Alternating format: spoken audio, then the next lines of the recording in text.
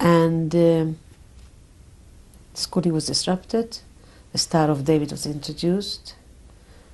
Curfews for Jews when they can go out, and people started disappearing. And labor camp, people were taken away for labor camp. Were you being attacked and verbally abused by the non-Jews of that town? Yes. Myself, I was a mischievous sort of kid. I was really, had quite high-spirited. I remember it. I hate the idea of having the Star of David. I used to take it off. I should have mentioned you when the German actually came into our town. This is a very important incident. I used to visit my aunties very often from our house.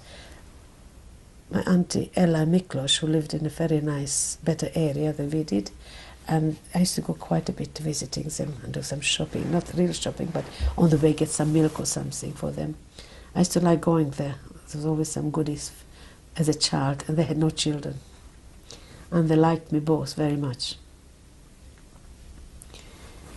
And on one or two incidents, when I was walking to my auntie, I had to have a Star of David, and I used to see the gendarmerie or the Linka army passing, and they used to always have a pencil or pen examining if this is sewn on. But mine was never sewn on, and I used to just take it off. And looking back, I can't believe it. As a child, I had so much courage not to put the Star of David on.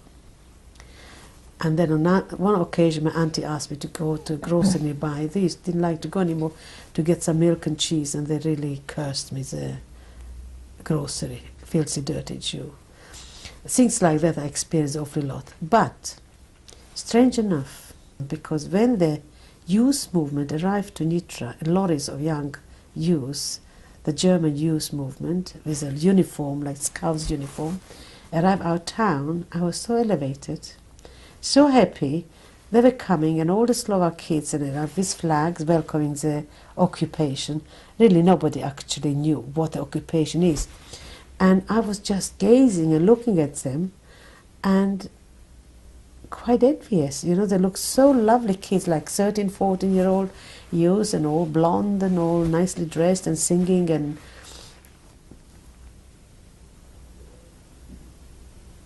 not realizing at all what it was all about.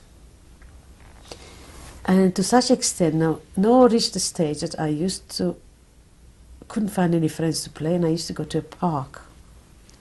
The park I used to go to play was Nitra, near us. It was a lovely park, and there these youngsters used to come and used to train or play organized games.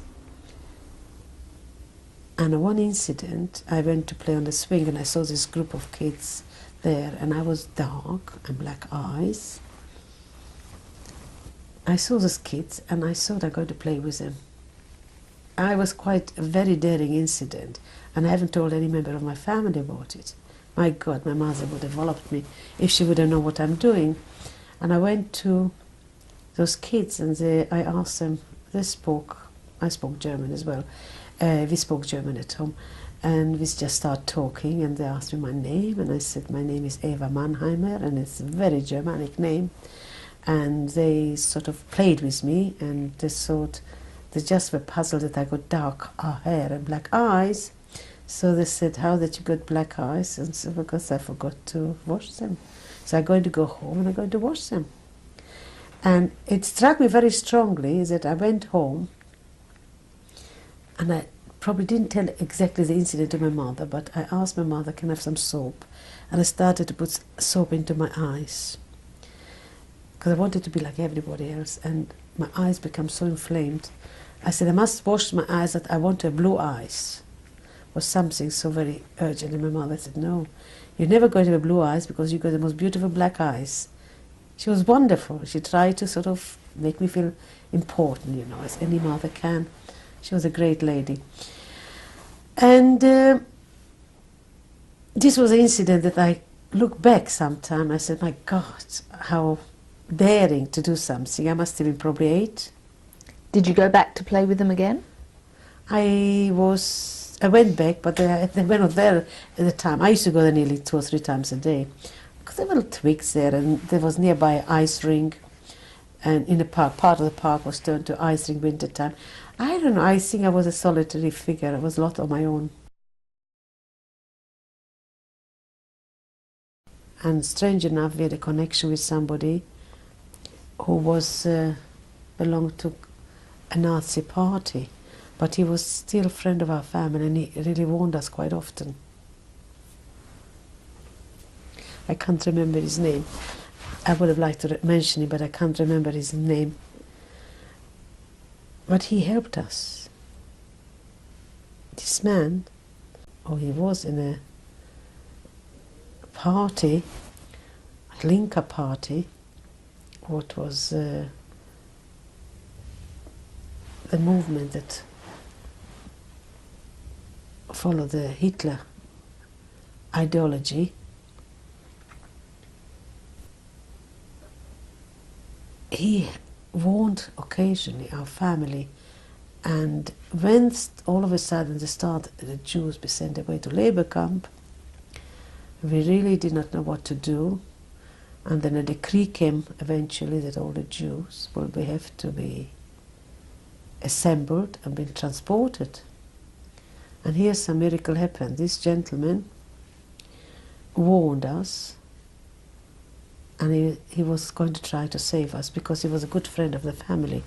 And even those who were already involved in that movement did not exactly knew what the consequences are going to be and how the Jews are going to how they're going to be dealt with. They had an idea, the final solution, all these plans of the Germans. So, on one incident, all the Jews have to be assembled, and we had to be taken away. And we knew a Jewish doctor who put a decree on the door on our house. There's a typhoid in this house, and if a typhoid person will be taken on a transport, it can inflict everybody else with a disease, and it will be an epidemic. So what happened was my sister Edith was supposed to have typhoid. It was a make-believe story, typhoid, and a big placard had been put in front of our door.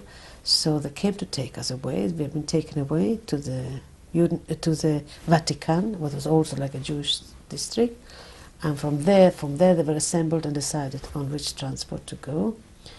And this man, with possibly the doctor and other people, managed to persuade the people who were going to on the train that this girl has got typhoid, and if she goes on with a certificate from the doctor, if she's going to go on the train, an epidemic will be developed, and it's going to be a serious problem. So we have been taken off the train. We have been returned to our apartment. You did actually get to the train? Yes. We were all taken back. My sister, my father, all of us, 5 of us, back to our little cottage. So nobody came near us, and life became again. There were still some Jews. There were at that time select groups of Jews. Can we just go back to this train? Do you Sure. remember what the train was like? I don't remember very much the train. I just remember the area we were taken to. It was a terrible commotion, masses of people with suitcases. And to be honest, every time when anything like this happened, I always thought it's like if we're going on a trip somewhere. And I think I'm up till today still trying to block certain memories. How old were you at that time? At that time I could have been 8 or 9. The train, I haven't got, I just remember that we were there and sort of shuffled a lot of people, and all of a sudden we were taken away and taken back to our place. When you were taken, who were you taken by? I think they came kind of a gendarmerie, they used to call them, or Linka. They were sort of soldiers with arms, and they got orders to take us. And this man came and interfered and managed to get us out, and with a letter of the doctor. So we went back to our cottage. And from a while things become as it was before. No schooling, but we lived there for a little while till actually the decree came that all the Jews must assemble somewhere, and they will have to be evacuated from the town or deported.